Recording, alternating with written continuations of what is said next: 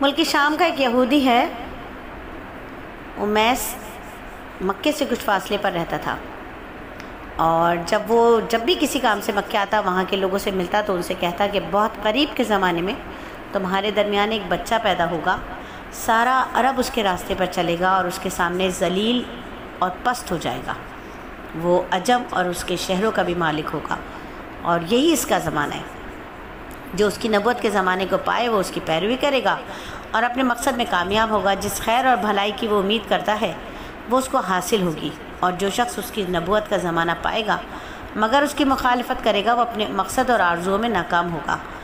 مکہ مکرمہ میں جو بھی بچہ پیدا ہوتا تھا وہ یہودی اس بچے کے بارے میں بڑی تحقیق کرتا اور کہتا کہ ابھی وہ بچہ پیدا نہیں ہوا۔ آخر نبی پاک صلی اللہ علیہ وآلہ وسلم دنیا میں تشریف لائے تو عبد المطلب اپنے گھر سے نکل کر اس یہودی کے پاس پہنچے۔ اس کی عبادت گاہ کے دروازے پر پہنچ کر انہوں نے آواز دی، امیس۔ اس نے پوچھا کون ہے؟ انہوں نے اپنا نام بتایا۔ پھر اس نے پوچھا تم اس بچے کے بارے میں کیا کہتے ہو؟ اس نے انہیں دیکھا اور بولا ہاں تم ہی اس کے باپ ہو سکتے ہو، بے شک وہ بچہ پیدا ہو گیا ہے جس کے بارے میں میں تم لوگوں سے کہا کرتا تھا۔ وہ ستارہ آج طلوع ہو گیا ہے جو اس بچے کی پیدائش کی علامت ہے، اور اس کی علامت یہ ہے کہ اس وقت اس بچے کو درد ہو رہا ہے، یہ تکلیف اسے 3 دن رہے گی اور اس کے بعد یہ ٹھیک ہو جائے گا۔ راہب نے جو یہ کہا تھا کہ بچہ 3 دن تک تکلیف میں رہے گا تو اس کی تفصیل کچھ اس طرح ہے کہ آپ صلی اللہ علیہ وآلہ وسلم نے 3 دن تک دودھ نہیں پیا، اور یہودی نے جو یہ کہا تھا کہ ہاں آپ ہی اس بچے کے باپ ہو سکتے ہیں، تو اس کے مراد یہ ہے کہ عربوں میں دادا کو بھی باپ کہا جاتا ہے، اور نبی پاک صلی اللہ علیہ وآلہ وسلم نے ایک بار خود فرمایا تھا کہ میں عبد المطلب کا بیٹا ہوں۔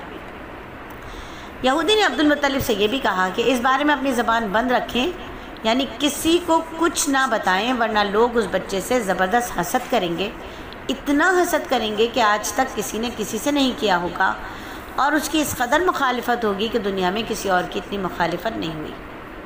اب پوتے کے متعلق یہ باتیں سن کر عبد المطلب نے امیس سے پوچھا اس بچے کی عمر کتنی ہوگی؟ یہودی نے اس سوال کے جواب میں کہا کہ اس بچے کی طبعی عمر ہوئی تو بھی 70 سال تک نہیں ہوگی، کیونکہ اس سے پہلے ہی 61 یا 63 کی عمر میں ان کی وفات ہو جائے گی۔ اس کی پیدائش کے وقت دنیا کے بت گر کر ٹوٹ جائیں گے۔ الحمدللہ آج ہماری سیرت مبارکہ کی اس کلاس کی ماشاءاللہ سے 11ویں قسط ہو گئی ہے، تو آپ بتائیے کہ آپ نے 11 کی 11 قسطیں سن لی ہیں، اور چونکہ ہم آپ کو لکھ کر بھی بھیج دیتے ہیں تو بتائیے کہ آپ نے پڑھ لی ہیں۔ آپ کا بتانا ہماری حوصلہ افزائی کرتا ہے، حالانکہ ہم صرف اللہ کی رضا اور نبی صلی اللہ علیہ وسلم کی محبت کے لیے پڑھتے ہیں۔ اگر آپ حوصلہ افزائی نہیں بھی کریں گی تب بھی ہم پڑھتے رہیں گے، زندگی کی آخری سانس تک نبی کی شان کے کلمات کی زبان بولتی رہے، اس زبان کا کچھ تو حق ادا ہو۔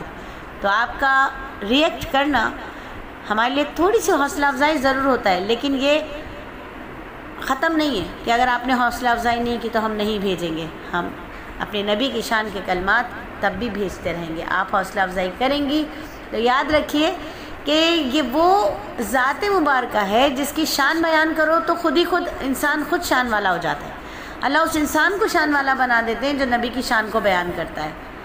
تو ہم نے تو یہ سیکھا ہے اور ہم نے تو یہ تجربہ حاصل کیا کہ جب نبی کی شان کے جملے بولے، اللہ نے ہم جیسے عاجزوں کو، ہم جیسے لاغروں کو، ہم جیسے گناہ گاروں کو اللہ رب العزت نے شان والا بنا دیا۔ تو ریئیکٹ کیا کیجئے، نبی صلی اللہ علیہ وآلہ وسلم کی شان کے الفاظ ہیں، محبت نظر آنی چاہیے۔